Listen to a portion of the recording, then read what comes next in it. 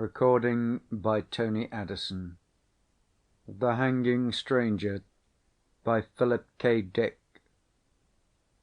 Ed had always been a practical man. When he saw something was wrong, he tried to correct it. Then one day he saw it hanging in the town square. 5 o'clock. Ed Loyce washed up, tossed on his hat and coat, got his car out, and headed across town towards his TV sales store. He was tired. His back and shoulders ached from digging dirt out of the basement and wheeling it into the backyard. But for a 40-year-old man, he had done okay. Jane could get a new vase with the money he had saved, and he liked the idea of repairing the foundations himself. It was getting dark. The setting sun cast long rays over the scurrying commuters, tired and grim-faced women loaded down with bundles and packages, students swarming home from the university, mixing with clerks and businessmen and drab secretaries. He stopped his Packard for a red light, and then started it up again. The store had been open without him. He'd arrived just in time to spell the help for dinner, go over the records of the day, maybe even close a couple of sales himself. He drove slowly past the small square of green in the center of the street, the town park. There were no parking places in front of Loyce TV Sales and Service. He cursed under his breath and swung the car in a U-turn. Again he passed the little square of green with its lonely drinking fountain and bench and single lamppost. From the lamppost something was hanging. A shapeless dark bundle swinging a little with the wind, like a dummy of some sort.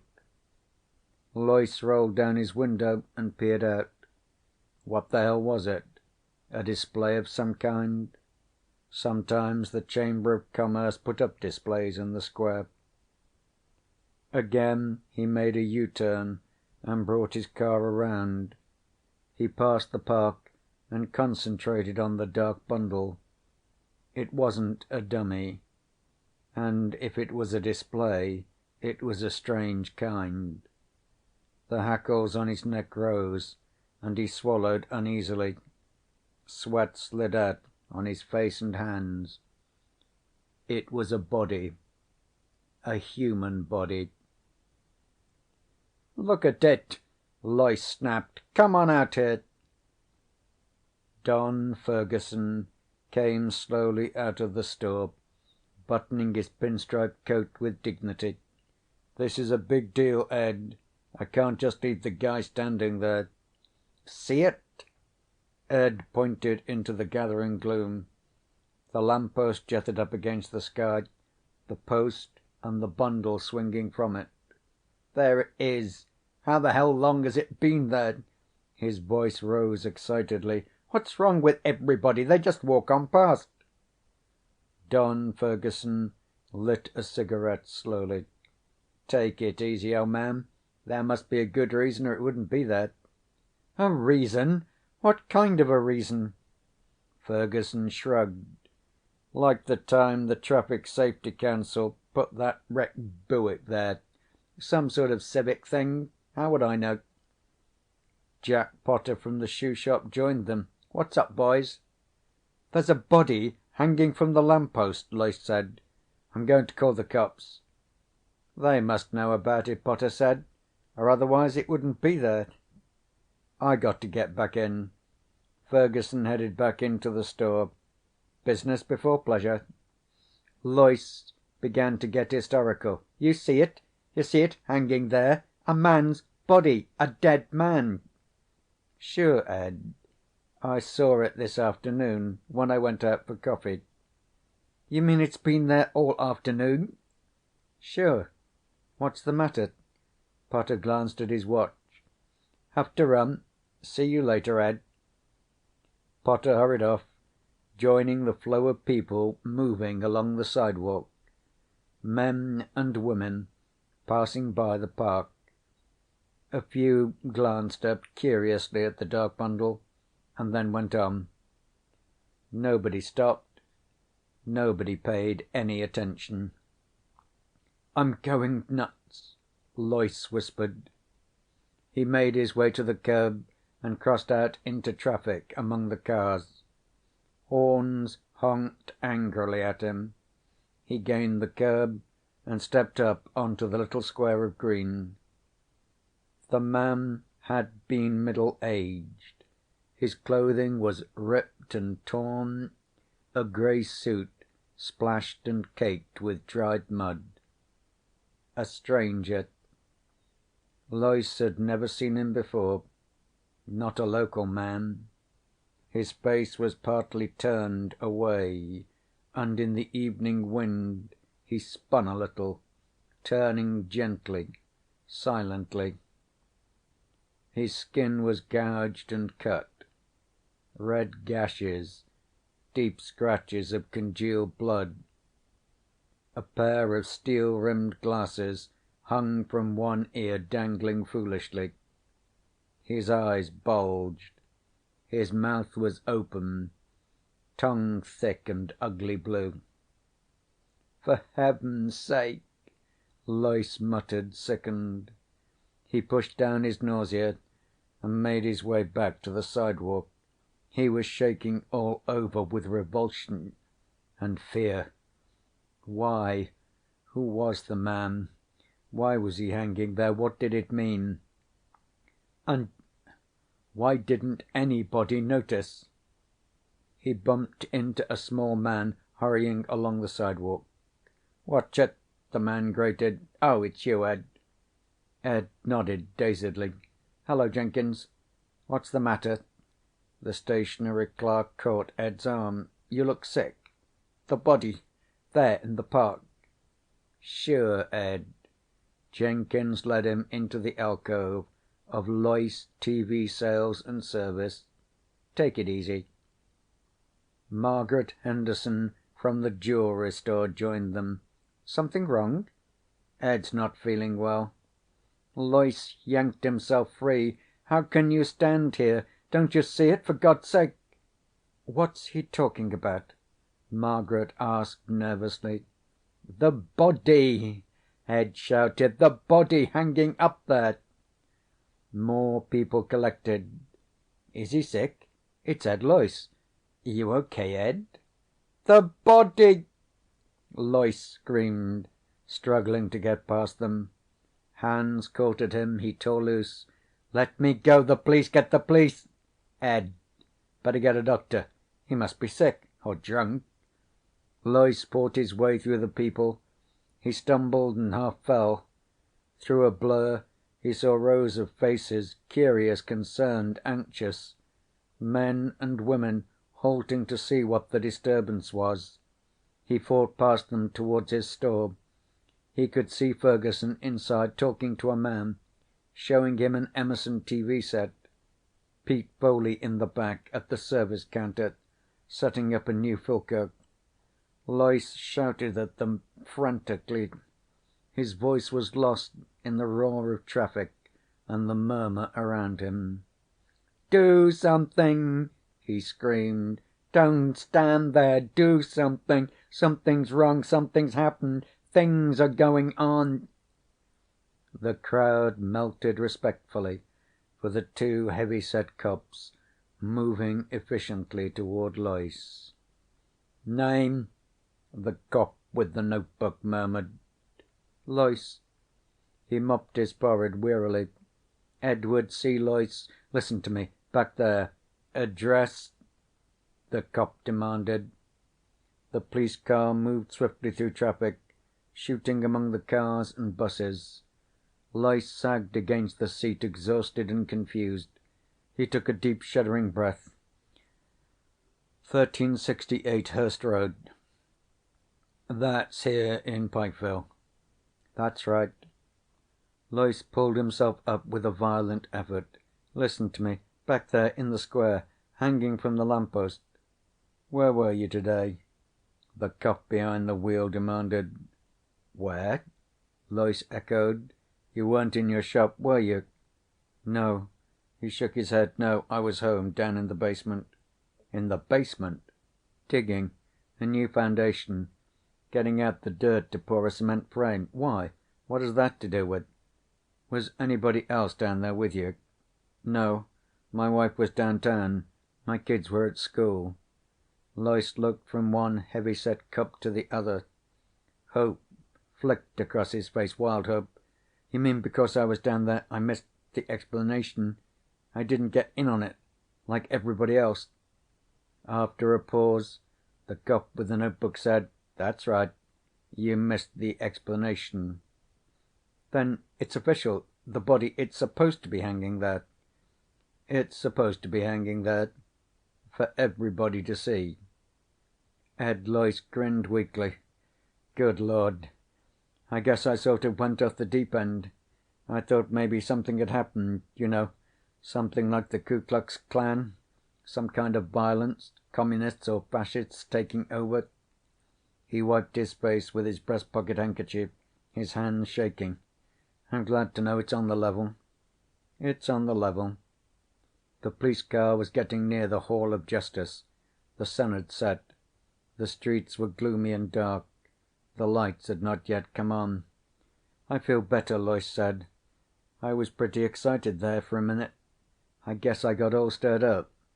Now that I understand, there's no need to take me in, is there?" The two cops said nothing. "I should be back at my store. The boys haven't had dinner. I'm all right now. No more trouble. Is there any need of—" "This won't take long," the cop behind the wheel interrupted. "A short process. Only a few minutes." "I hope it's short," Loyce muttered. The car slowed down for a stoplight. "I guess I sort of disturbed the peace. Funny getting excited like that and—" Loyce yanked the door open. He sprawled out into the street and rolled to his feet. Cars were moving all around him, gaining speed as the light changed. Loyce leaped onto the curb and raced among the people, burrowing into the swarming crowds. Behind him he heard sounds, shouts, people running. They weren't cops. He had realized that right away. He knew every cop in Pikeville. A man couldn't own a store, operate a business in a small town for 25 years without getting to know all the cops. They weren't cops, and there hadn't been any explanation. Potter, Ferguson, Jenkins, none of them knew why it was there. They didn't know, and they didn't care. That was the strange part. Loyce ducked into a hardware store. He raced toward the back, past the startled clerks and customers into the shipping room and through the back door. He tripped over a garbage can and ran up a flight of concrete steps. He climbed over a fence and jumped down on the other side, gasping and panting. There was no sound behind him. He had got away. He was at the entrance of an alley, dark and strewn with boards and ruined boxes and tires. He could see the street at the far end. A street light wavered and came on. Men and women, stores, neon signs, cars. And to his right, the police station. He was close, terribly close. Past the loading platform of a grocery store rose the white concrete side of the Hall of Justice. Barred windows, the police antenna, a great concrete wall rising up in the darkness. A bad place for him to be near. He was too close. He had to keep moving, get farther away from them. Them? Loyce moved cautiously down the alley. Beyond the police station was the City Hall, the old-fashioned yellow structure of wood and gilded brass and broad cement steps. He could see the endless rows of offices, dark windows, the cedars and beds of flowers on each side of the entrance. And something else. Above the City Hall was a patch of darkness, a cone of gloom, denser than the surrounding night. A prism of black that spread out and was lost into the sky. He listened. Good God, he could hear something. something that made him struggle frantically to close his ears, his mind, to shut out the sound, a buzzing, a distant muted hum, like a great swarm of bees. Loyce gazed up, rigid with horror. The splotch of darkness hanging over the City Hall, darkness so thick it seemed almost solid. In the vortex something moved. Flickering shapes. Things descending from the sky, pausing momentarily above the City Hall, fluttering over it in a dense swarm, and then dropping silently onto the roof. Shapes, fluttering shapes from the sky, from the crack of darkness that hung above him. He was seeing them. For a long time Loyce watched, crouched behind a sagging fence in a pool of scummy water. They were landing, coming down in groups, landing on the roof of the City Hall and disappearing inside. They had wings, like giant insects of some kind. They flew and fluttered and came to rest, and then crawled crab fashion sideways across the roof and into the building. He was sickened and fascinated. Cold night wind blew around him and he shuddered. He was tired, dazed with shock. On the front steps of the City Hall were men standing here and there, groups of men coming out of the building and halting for a moment before going on. Were there more of them? It didn't seem possible. What he saw descending from the black chasm weren't men. They were alien, from some other world, some other dimension, sliding through this slit, this break in the shell of the universe, entering through this gap, winged insects from another realm of being. On the steps of the City Hall, a group of men broke up. A few moved toward a waiting car. One of the remaining shapes started to re-enter the City Hall. It changed its mind and turned to follow the others. Loyce closed his eyes in horror. His senses reeled. He hung on tight, clutching at the sagging fence. The shape, the man shape, had abruptly fluttered up and flapped after the others. It flew to the sidewalk and came to rest among them. Pseudo-men, imitation men, insects with ability to disguise themselves as men, like other insects familiar to Earth, protective coloration, mimicry. Loyce pulled himself away. He got slowly to his feet. It was night. The alley was totally dark. But maybe they could see in the dark. Maybe darkness made no difference to them. He left the alley cautiously and moved out onto the street. Men and women flowed past, but not so many now. At the bus stops stood waiting groups. A huge bus lumbered along the street, its lights flashing in the evening gloom. Loyce moved forward.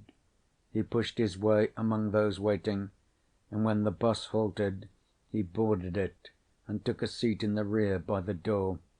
A moment later, the bus moved into life and rumbled down the street. Loyce relaxed a little. He studied the people around him. Dull, tired faces. People going home from work. Quite ordinary faces. None of them paid any attention to him. All sat quietly, sunk down in their seats, jiggling with the motion of the bus. The man sitting next to him unfolded a newspaper.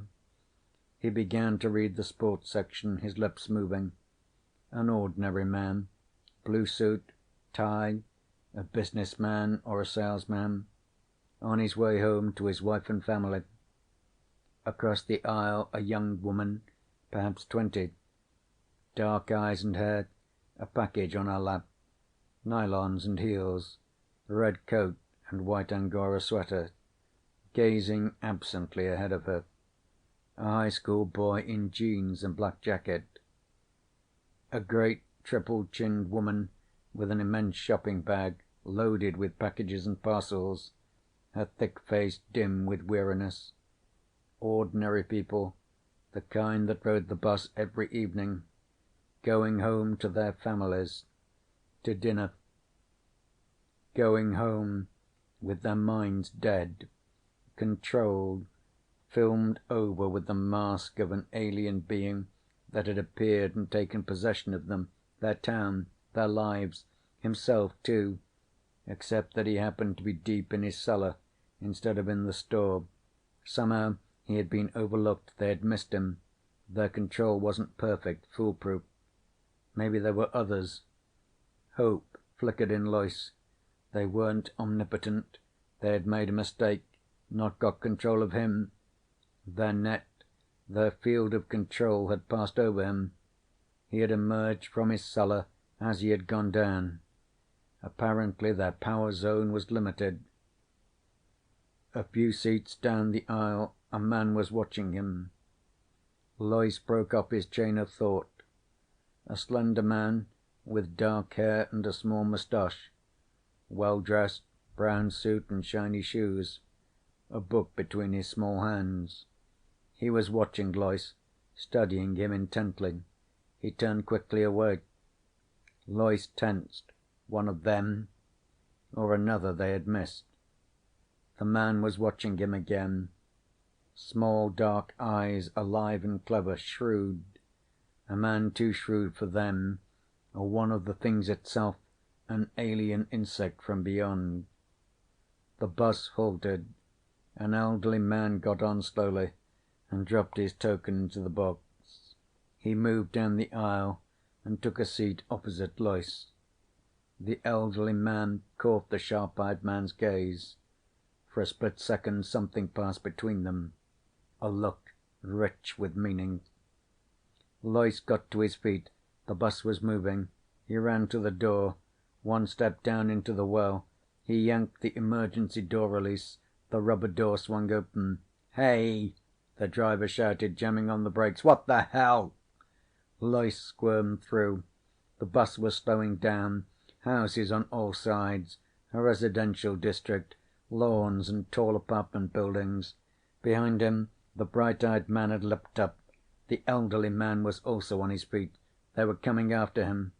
Loyce leaped. He hit the pavement with terrific force and rolled against the curb. Pain lapped over him. Pain and a vast tide of blackness. Desperately he fought it off. He struggled to his knees and then slid down again. The bus had stopped. People were getting off. Loyce groped around. His fingers closed over something. A rock lying in the gutter. He crawled to his feet, grunting with pain. A shape loomed before him. A man, the bright-eyed man with the book. Loyce kicked. The man gasped and fell. Loyce brought the rock down. The man screamed and tried to roll away. "Stop! For God's sake, listen!" He struck again. A hideous crunching sound. The man's voice cut off and dissolved in a bubbling wail. Loyce scrambled up and back. The others were there now, all around him. He ran awkwardly down the sidewalk, up a driveway. None of them followed him. They had stopped and were bending over the inert body of the man with the book, the bright-eyed man who had come after him. Had he made a mistake? But it was too late to worry about that. He had to get out, away from them, out of Pikeville, beyond the crack of darkness, the rent between their world and his. "Ed!" Janet Loyce backed away nervously. "What is it? What?" Ed Loyce slammed the door behind him and came into the living room. "Pull down the shades, quick." Janet moved toward the window. "But " "Do as I say. Who else is here besides you?" "Nobody. Just the twins. They're upstairs in their room. What's happened? You look so strange. Why are you home?" Ed locked the front door. He prowled around the house, into the kitchen. From the drawer under the sink he slid out the big butcher knife and ran his finger along it, sharp, plenty sharp. He returned to the living room. "Listen to me," he said. "I don't have much time. They know I escaped, and they'll be looking for me." "Escaped?" Janet's face twisted with bewilderment and fear. "Who?" "The town has been taken over. They're in control. I've got it pretty well figured out. They started at the top, at the City Hall and Police Department. What they did with the real humans, they... What are you talking about? We've been invaded from some other universe, some other dimension. They're insects, mimicry, and more. Power to control minds. Your mind. My mind? Their entrance is here, in Pikeville. They've taken over all of you, the whole town except me. We're up against an incredibly powerful enemy, but they have their limitations. That's our hope. They're limited. They can make mistakes. Janet shook her head. I don't understand, Ed. You must be insane. Insane? No. Just lucky. If I hadn't been down in the basement, I'd be like all the rest of you. Lois peered out the window. But I can't stand here talking. Get your coat. My coat? We're getting out of here. Out of Pikeville. We've got to get help. Fight this thing. They can be beaten. They're not infallible. It's going to be close. But we may make it if we hurry. Come on. He grabbed her arm roughly. Get your coat and call the twins. We're all leaving. Don't stop to pack. There's no time for that. White-faced, his wife moved toward the closet and got down her coat. Where are we going? Ed pulled open the desk drawer and spilled the contents out onto the floor. He grabbed up a road map and spread it open. They'll have the highway covered, of course, but there's a back road to Oak Grove. I got onto it once. It's practically abandoned. Maybe they'll forget about it. The old ranch road? Good Lord. It's completely closed. Nobody's supposed to drive over it. I know. Ed thrust the map grimly into his coat. That's our best chance. Now call down the twins and let's get going. Your car is full of gas, isn't it? Janet was dazed. The Chevy? I had it filled up yesterday afternoon. Janet moved towards the stairs. Ed, Call the twins! Ed unlocked the front door and peered out. Nothing stirred. No sign of life. All right so far. Come on downstairs, Janet called in a wavering voice. We're going out for a while. Now? Tommy's voice came. Hurry up, Ed barked. Get down here, both of you. Tommy appeared at the top of the stairs. I was doing my homework. We're starting fractions. Miss Parker says if we don't get this done... You can forget about fractions. Ed grabbed his son as he came down the stairs and propelled him toward the door. Where's Jim? He's coming. Jim started slowly down the stairs. What's up, Dad? We're going for a ride. A ride? Where? Ed turned to Janet. We'll leave the lights on and the TV set. Go turn it on. He pushed her toward the set so they'll think we're still... He heard the buzz and dropped instantly, the long butcher knife out. Sickened, he saw it coming down the stairs at him, wings a blur of motion as it aimed itself. It still bore a vague resemblance to Jimmy. It was small, a baby one, a brief glimpse, the thing hurtling at him, cold, multi-lensed, inhuman eyes, wings, body still clothed in yellow t-shirt and jeans, the mimic outline still stamped on it. A strange half-turn of its body as it reached him. What was it doing? A stinger. Lois stabbed wildly at it. It retreated, buzzing frantically. Lois rolled and crawled toward the door. Tommy and Janet stood still as statues, faces blank. Watching without expression, Lois stabbed again. This time the knife connected. The thing shrieked and faltered. It bounced against the wall and fluttered down. Something lapped through his mind. A wall of force, energy, an alien mind probing into him. He was suddenly paralyzed. The mind entered his own, touched against him briefly, shockingly, an utterly alien presence settling over him, and then it flickered out as the thing collapsed in a broken heap on the rug. It was dead. He turned it over with his foot. It was an insect, a fly of some kind. Yellow t-shirt, jeans. His son Jimmy. He closed his mind tight. It was too late to think about that. Savagely, he scooped up his knife and headed toward the door. Janet and Tommy stood stone still, neither of them moving. The car was out. He'd never get through. They'd be waiting for him. It was 10 miles on foot. 10 long miles over rough ground, gullies and open fields, and hills of uncut forest. He'd have to go alone. Loyce opened the door. For a brief second he looked back at his wife and son. Then he slammed the door behind him and raced down the porch steps. A moment later he was on his way, hurrying swiftly through the darkness toward the edge of town. The early morning sunlight was blinding. Loyce halted, gasping for breath, swaying back and forth. Sweat ran down in his eyes. His clothing was torn, shredded by the brush and thorns through which he had crawled. 10 miles, on his hands and knees, crawling, creeping through the night. His shoes were mud-caked. He was scratched and limping, utterly exhausted. But ahead of him lay Oak Grove.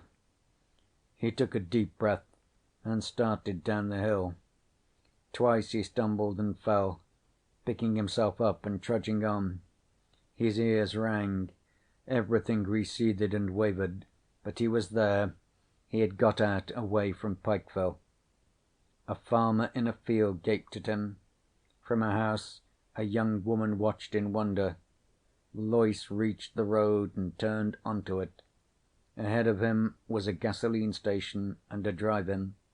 A couple of trucks, some chickens pecking in the dirt, a dog tied with a string.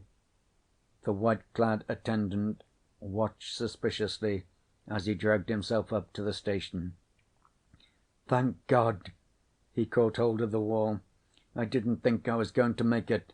They followed me most of the way. I could hear them buzzing and flitting around behind me." "What happened?" the attendant demanded. "You in a wreck? A hold-up?" Loyce shook his head wearily. "They have the whole town. The city hall and the police station. They hung a man from the lamppost. That was the first thing I saw. They've got all the roads blocked. I saw them hovering over the cars coming in. About 4 this morning I got beyond them. I knew it right away. I could feel them leave. And then the sun came up." The attendant licked his lip nervously. "You're out of your head. I'd better get a doctor." "Get me into Oak Grove," Loyce gasped. He sank down on the gravel. "We've got to get started cleaning them out. Got to get started right away." They kept a tape recorder going all the time he talked. When he had finished, the commissioner snapped off the recorder and got to his feet. He stood for a moment, deep in thought. Finally he got out his cigarettes and lit up slowly, a frown on his beefy face. "You don't believe me," Loyce said. The commissioner offered him a cigarette. Loyce pushed it impatiently away. "Suit yourself." The commissioner moved over to the window and stood for a time looking out at the town of Oak Grove. "I believe you," he said abruptly. Loyce sagged. "Thank God." "So you got away." The commissioner shook his head. "You were down in your cellar instead of at work. A freak chance. 1 in a million." Loyce sipped some of the black coffee they had brought him. "I have a theory," he murmured. "What is it?" "About them. Who they are. They take over one area at a time, starting at the top, the highest level of authority, working down from there in a widening circle.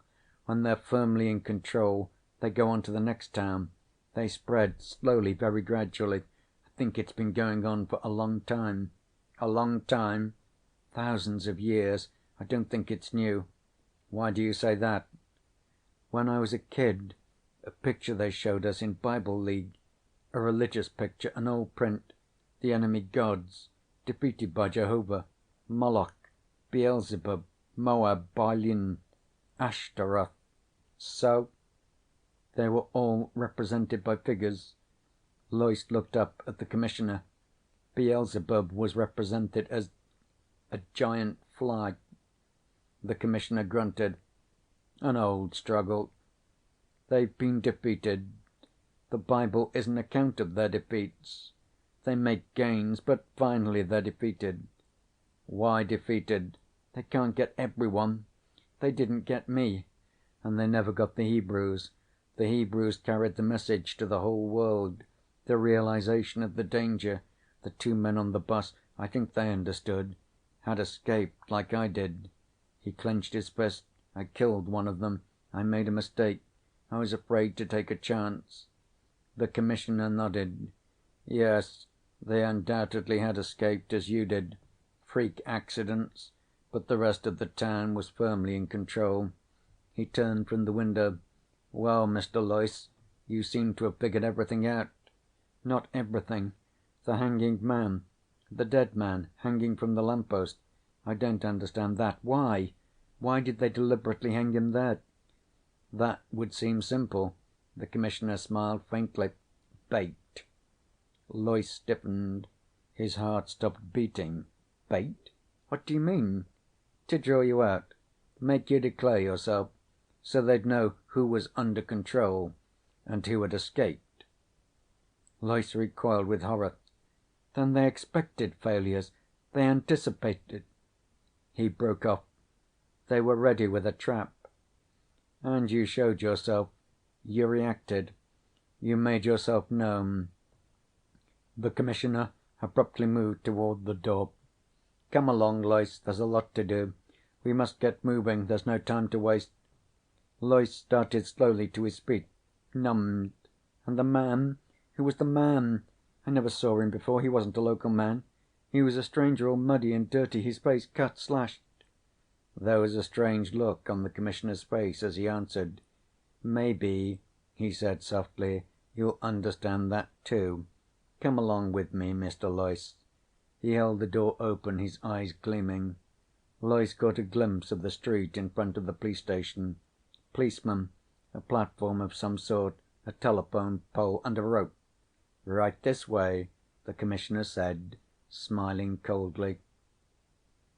As the sun set, the Vice President of the Oak Grove Merchants' Bank came up out of the vault, threw the heavy time locks, put on his hat and coat, and hurried outside onto the sidewalk. Only a few people were there, hurrying home to dinner. "Good night," the guard said, locking the door after him. "Good night," Clarence Mason murmured. He started along the street toward his car. He was tired. He had been working all day down in the vault, examining the layout of the safety deposit boxes to see if there was room for another tier. He was glad to be finished. At the corner he halted. The street lights had not yet come on. The street was dim. Everything was vague. He looked around and froze. From the telephone pole in front of the police station, something large and shapeless hung. It moved a little with the wind. What the hell was it? Mason approached it warily. He wanted to get home. He was tired and hungry. He thought of his wife, his kids, a hot meal on the dinner table. But there was something about the dark bundle, something ominous and ugly. The light was bad. He couldn't tell what it was. Yet it drew him on, made him move closer for a better look. The shapeless thing made him uneasy. He was frightened by it, frightened and fascinated. And the strange part was that nobody else seemed to notice it. End of The Hanging Stranger by Philip K. Dick.